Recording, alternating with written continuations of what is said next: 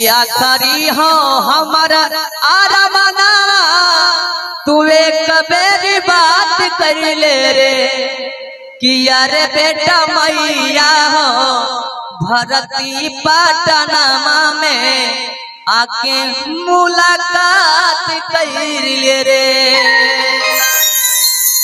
अच्छा के सुन ले बनी भैया ये गाना को सब के सुन ले बनी ना अपना अपना हाथ ऊपर करी एक बार ताली बजा के अपना भाई बेटा के आशीर्वाद दे दे। आई कहल गइल बा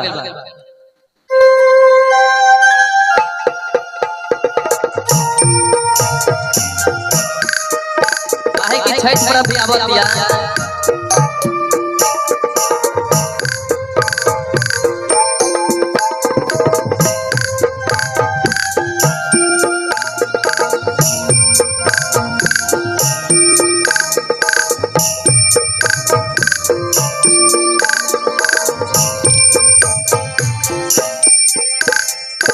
आकाली हो हमर आरामना तू एक बेरी बात कर ले रे।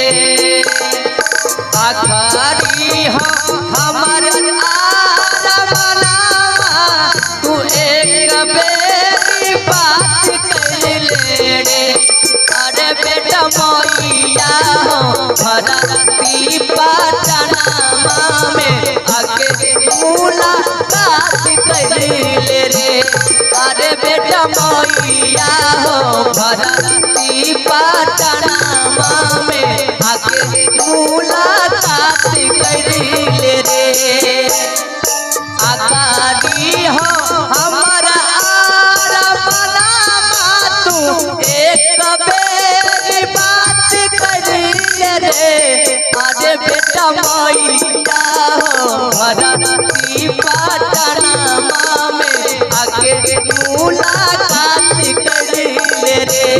अरे बेटा मैया हो भरती पटनामा में आके मुलाकात कर ले रे। बेटा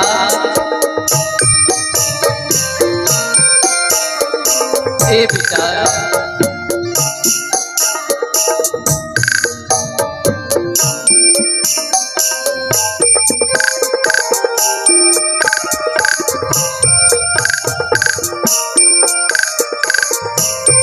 सुनना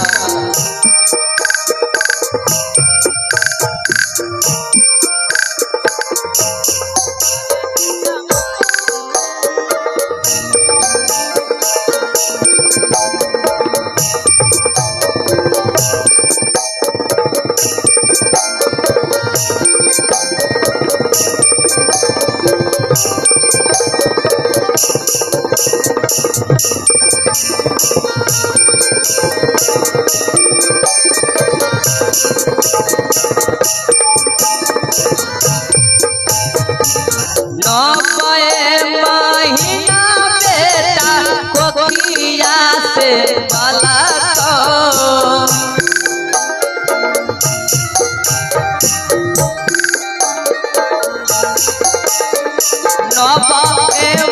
महीना बेटा कोकिया से बाला दूधाबा पिलाई बेटा तोहा के पोसा लगा।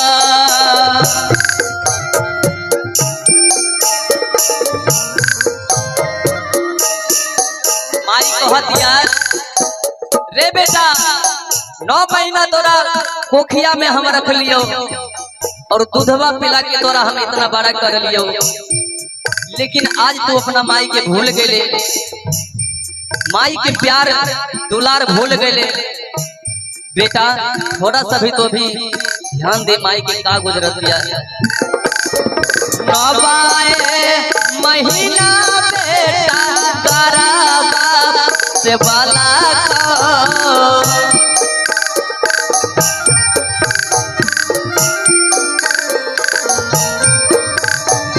दूधाबा पिलाई बेटा तोहा के पोसा लगा।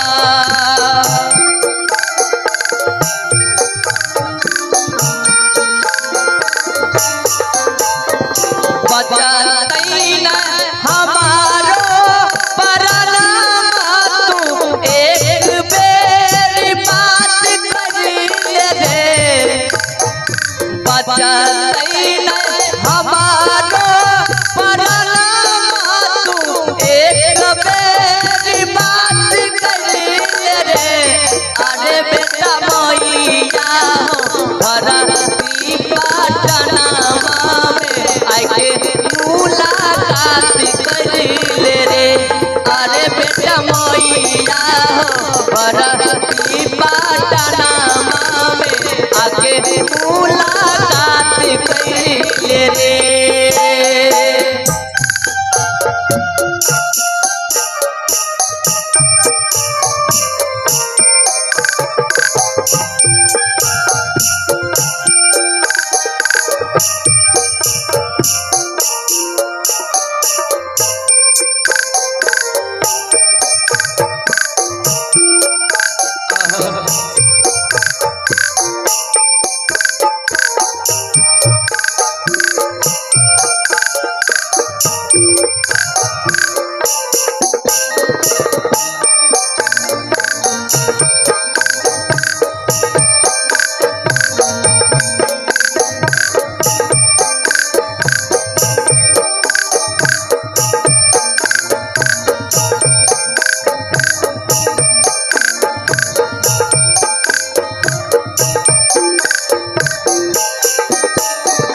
तोरा खातिर देवी देवता के ताना पूजल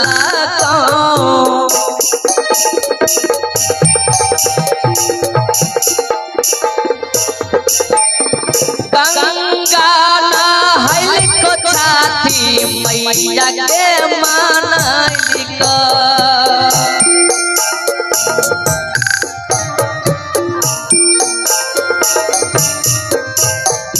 तोरा खातिर केतना देवी देवता पूजल गंगा नहाइल को छाती मैया के पूजल गुंजन बिहारी कहो प्रेम में कहूँ विश्वासघात कइले रे अरे बेटा मैया धरती पटनामा में आके मुलाकात करिले रे अरे बेटा मैया धरती पटनामा में आके मुलाकात करिले रे अरे बेटा मैया